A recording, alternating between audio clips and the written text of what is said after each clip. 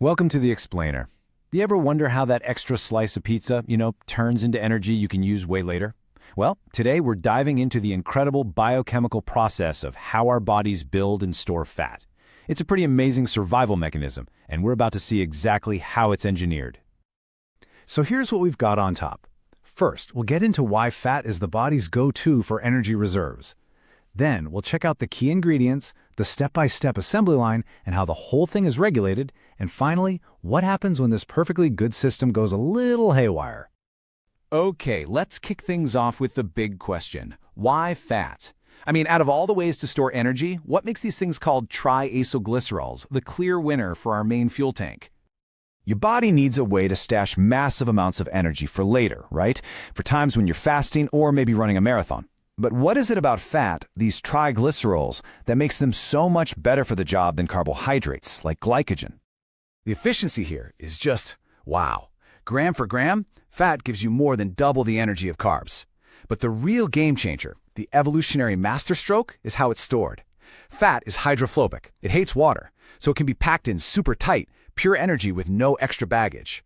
Glycogen, on the other hand, loves water. It clings to it, making it this big, bulky, and pretty inefficient way to store fuel.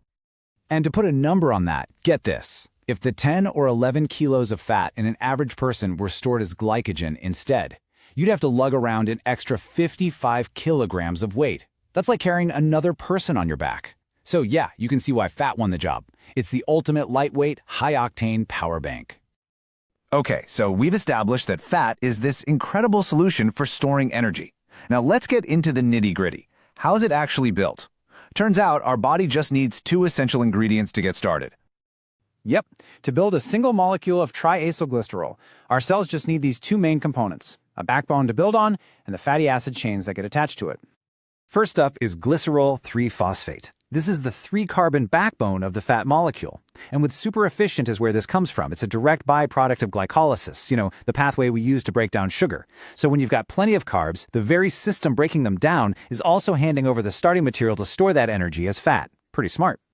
Our second ingredient is fatty acyl-CoA. Now these are the long, energy-packed hydrocarbon tails. But a fatty acid can't just jump into the action. First, it has to be activated by getting attached to something called coenzyme A. And that activation step, well, it costs a little bit of energy in the form of ATP. All right, we've got our building blocks. Let's head over to the cellular factory floor. This whole process mainly goes down in the liver and in our fat tissue, where our two ingredients are put together in a really precise 4-step sequence. The assembly kicks off with an enzyme called an acyltransferase. Its job is pretty simple. It grabs an activated fatty acid and attaches it to our glycerol 3-phosphate backbone. Boom. We now have our first intermediate, called lysophosphatic acid. Right away, a second acyltransferase comes in and does the exact same thing. It adds another fatty acid. Now we've created our next key intermediate, phosphatidic acid.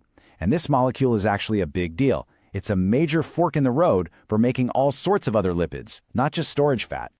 Now, to make sure this molecule is destined to become a triacylglycerol, a specific edit has to be made. A different enzyme, a phosphatase, comes in and acts like a pair of molecular scissors, just snipping off that phosphate group.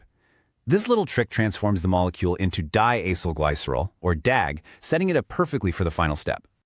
And here we go, the grand finale. A third acyltransferase attaches the last fatty acid onto the diacylglycerol. And that's it. The triacylglycerol molecule is complete.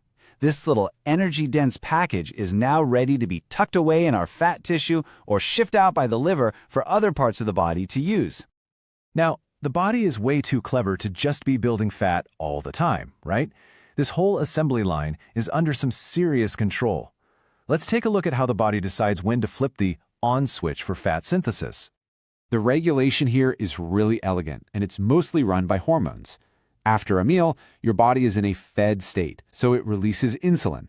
You can think of insulin as the chief storage officer. It tells your liver and fat cells, hey, let's get to work, and fires up the enzymes for synthesis.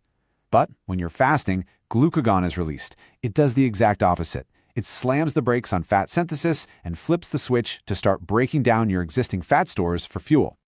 So what about diet? How does that play into all this? Well, a high-carb diet basically floods the system with raw materials. All that extra glucose gets broken down, which directly produces the precursor for the glycerol backbone. At the same time, those extra carbs get converted into acyl-CoA, which is the building block for the fatty acids themselves. You're basically giving the factory everything it needs to ramp up production.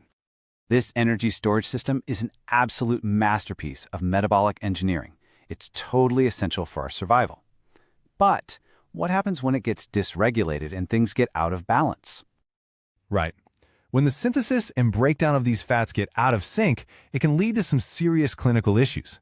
We're talking about things like fatty liver, where fat just builds up inside liver cells, obesity, which is that excessive deposition of fat all over the body, and hypertriglyceridemia, which is just a fancy way of saying you have way too much of this stuff floating around in your blood. Let's just zoom in on fatty liver for a second. This can happen for two main reasons. Either the liver is just making way too much fat, or it's lost its ability to properly package that fat up and ship it out into the bloodstream. Either way, the result is the same. Fat starts piling up where it's not supposed to be. Ultimately, all of these conditions, they really boil down to one simple fundamental idea: a chronic imbalance. It's what happens when the rate you're making fat consistently outpaces your body's ability to burn that fat for energy. It's just simple math. And that pretty much wraps up our look at how the body builds and stores fat. But it leaves us with a really important question for next time. Once all this energy is packed away, how in the world do we get it back out? Join us for our next explainer to find out how the body breaks down fat for fuel.